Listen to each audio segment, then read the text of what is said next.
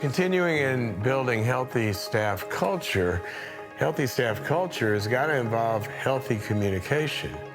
So what we're going to look at here is understanding the components that lead to good communication. And the first one of those is our listening skills.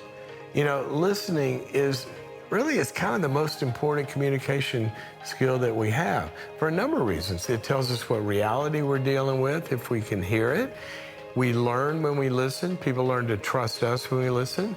We're able to negotiate to better solutions if we've actually heard somebody.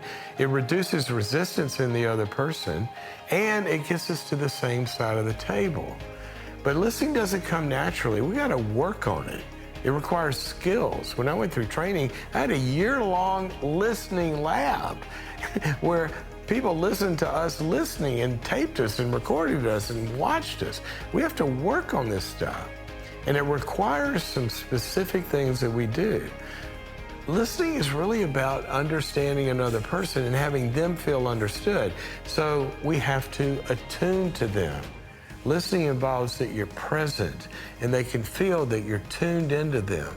It also involves some self-regulation. We got to be aware, sometimes if we're getting angry or fearful or upset or something, and we're not aware of that, it's going to come out and interrupt our listening. That self-regulation is a big piece. And it's hard to do that also while we're tuning into another person. It takes practice.